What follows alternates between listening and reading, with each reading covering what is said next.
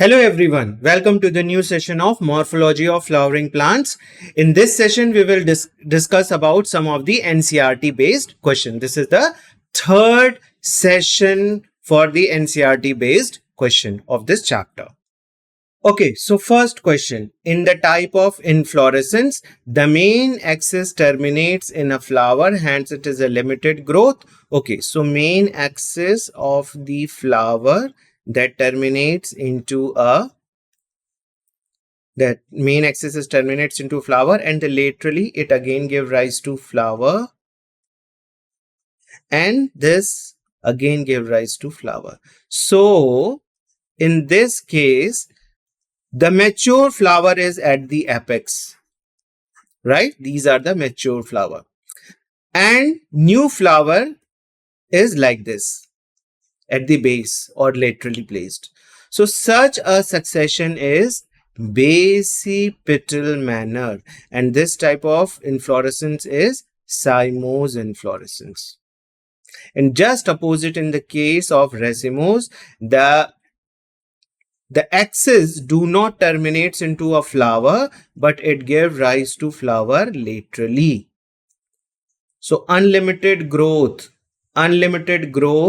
we can see in this case. So this type of inflorescence is racemose, and the succession is acropetal succession, right? So cymose, so particular for this type, in cymose type inflorescence, the main axis terminates into a flower. So it terminates into a flower, hence it is limited growth, and flowers are born in basipetal succession. So the correct answer is D1, cymose and basipetal succession. Next question. Which of the following statement is correct?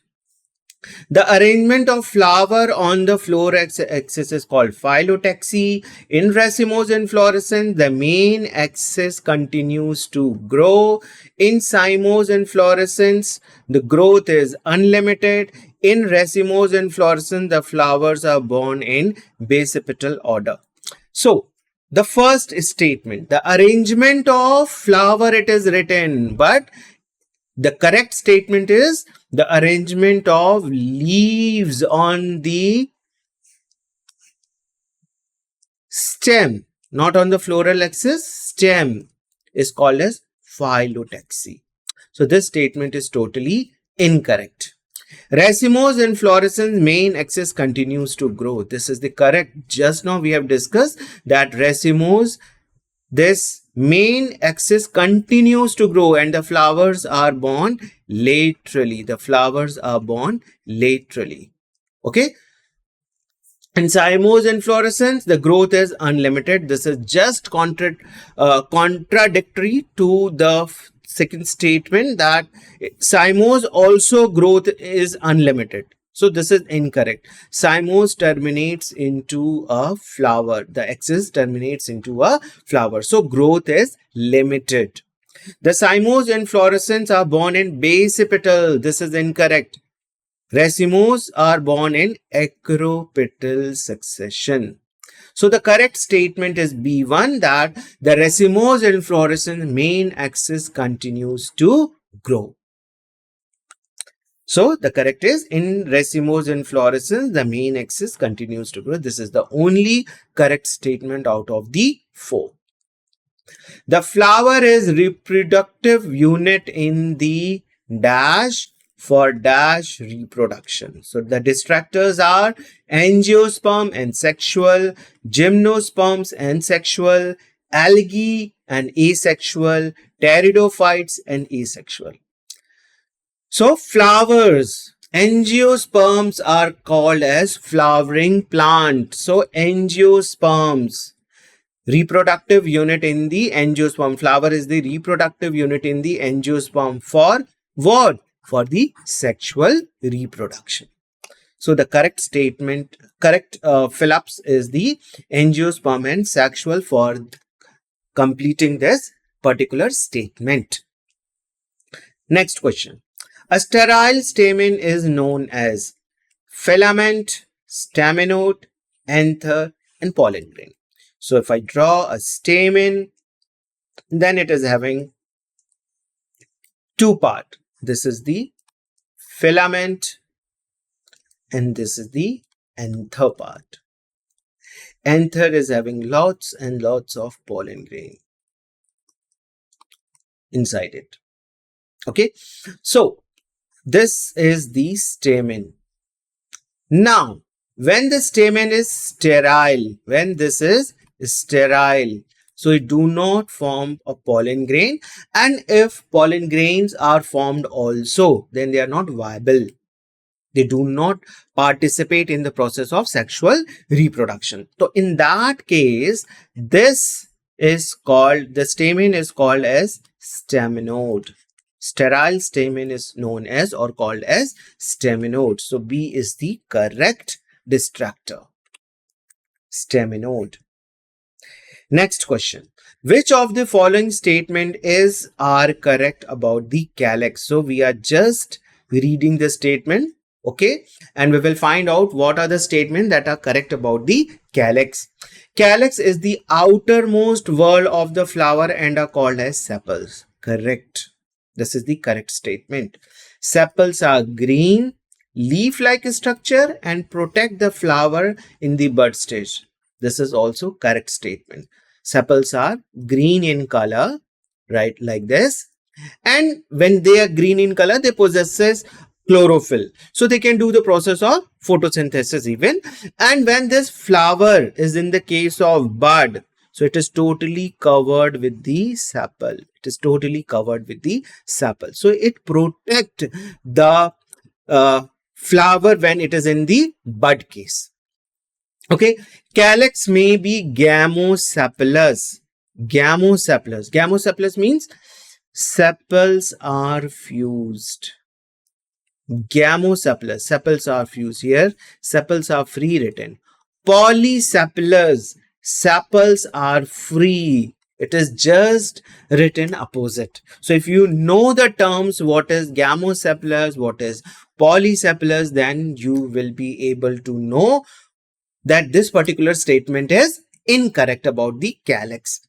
So we just found out that first statement and the second statement, statement A and B, are correct about the calyx. So the fourth statement, both A and B are correct. This is the correct distractor. Both A and B are correct. Okay. Next statement. Next question. The character of flower which is represented by the floral formula but not by the floral diagram. Okay, so the thing which are described, the character of flower which is represented by the floral formula, we can see that in the floral formula, but we cannot show in the floral diagram. So what is that particular point? Estivation, placentation, position of gynoecium, adhesion of stamen. So adhesion of stamen we can show by this line. It means that if this is a petal, then it is epipetalous. It is attached to the petals, right? So this can be shown. Estivation can also be shown. Estivation in the floral diagram. Placentation, this can also be shown. Okay, but the position of gynoecium, that can be represented. We can write G underline above the G. This is superior, this is inferior ovary. Inferior ovary. But this cannot be represented in the floral diagram. So the correct distractor is position of gynoecium.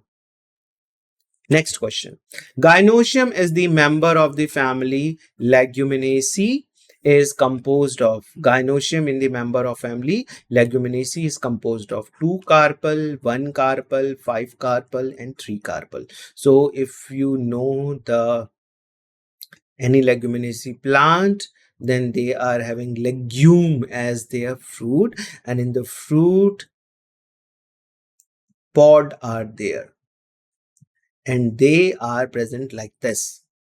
Okay, so this is a one locule. One locule means one carpel. One locule means one carpel. One locule, okay, means one carpel. So the gynoecium in the members of the family Leguminaceae is composed of one carpel. One carpel. So this is the correct answer is one carpel. Next question. Which of the following structure is not associated with the gynoecium? Ovary, style, stigma, filament. Very simple. The gynoecium is of three parts. It is made up of three parts. This is the stigma, this is the style, and this is the ovary. They are attached to the thalamus. Okay, so ovary, style, and stigma, these are the three main parts of the gynoecium or the carpel, right? And the filament is the part of the anther. Filament is the part of the stamen. Anther is this part and stamen is this. Sorry, filament is this. And they are the part of stamen, right? So filament is the male reproductive part of the flower, and this is the carpel is the female reproductive part. So filament is not associated with the gynoecium. Next question. When flower has both androecium and gynoecium, okay, then it is asexual flower, it is bisexual flower, it is unisexual, and it is multisexual.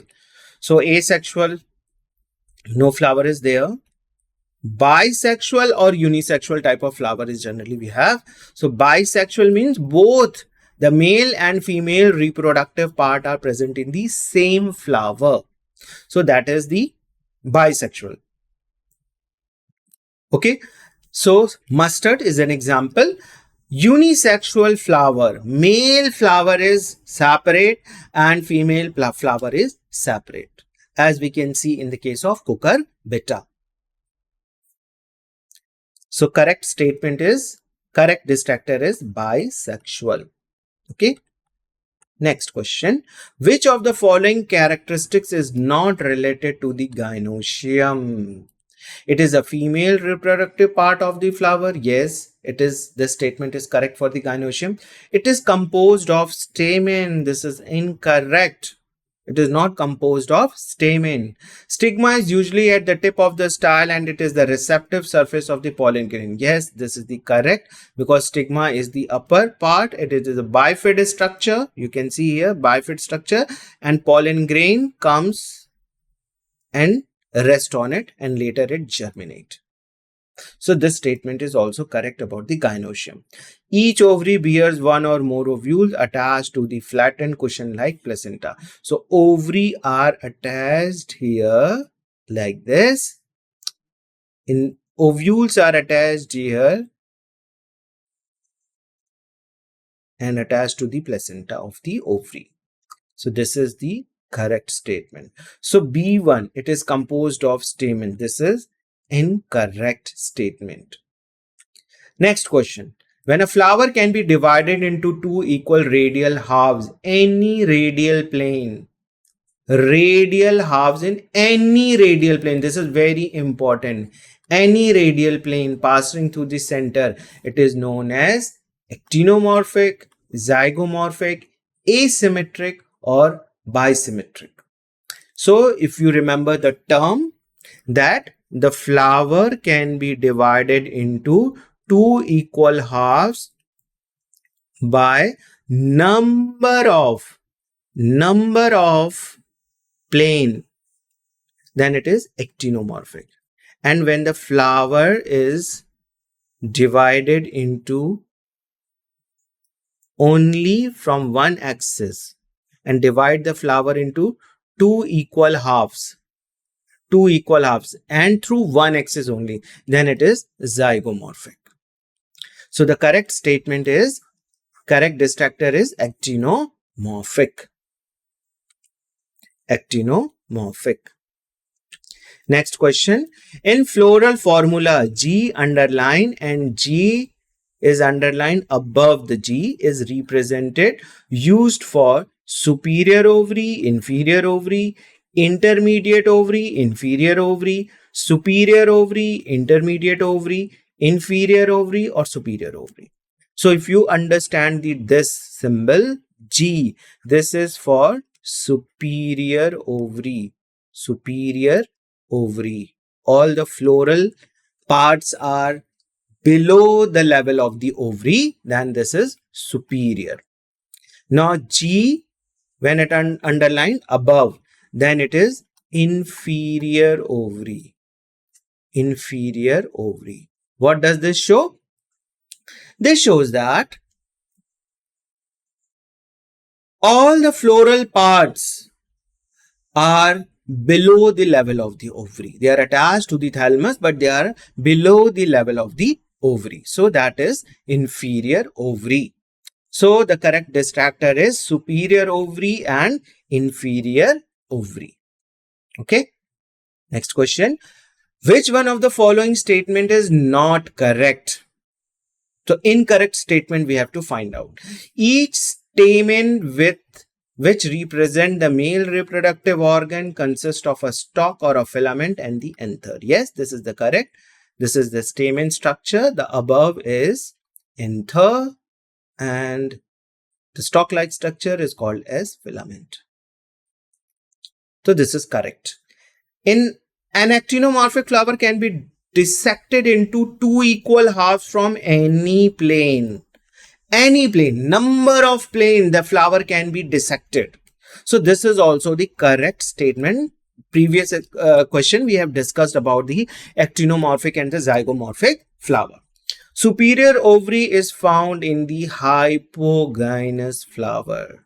And the fourth one is when stamen are attached to petals, they are called epiphyllous. For example, in the brinjal.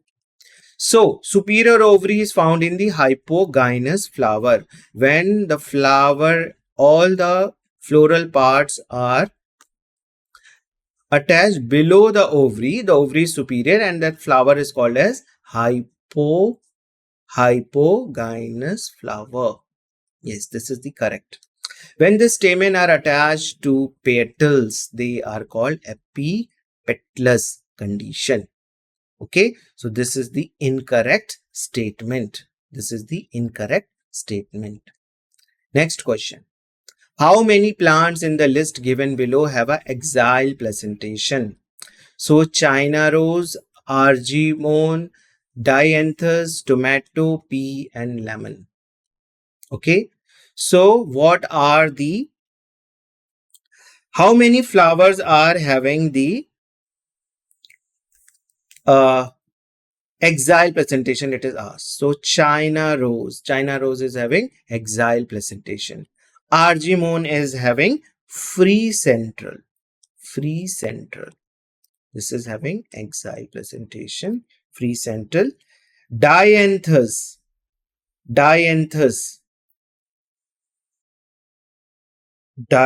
is having parietal. Tomato is having axile placentation. Pea is having marginal placentation. And lemon is having axile placentation.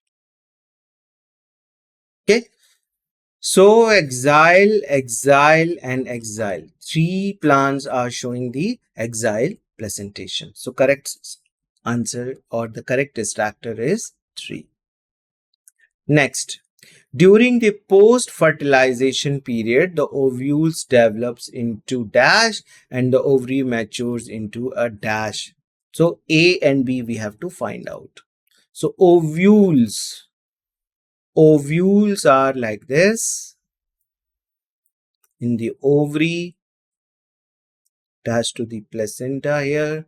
So this changes to seed. Ovules changes to seed, and this is the ovary. This changes to fruit after the fertilization.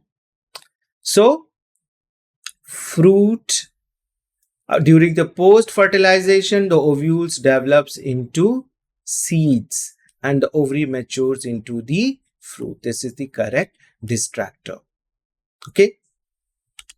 Yes. Seeds and fruit. Ovule changes to seeds and ovary matures into a fruit. So this is all about this session. We will discuss some more questions in the next session based on the NCERT syllabus. Thank you very much.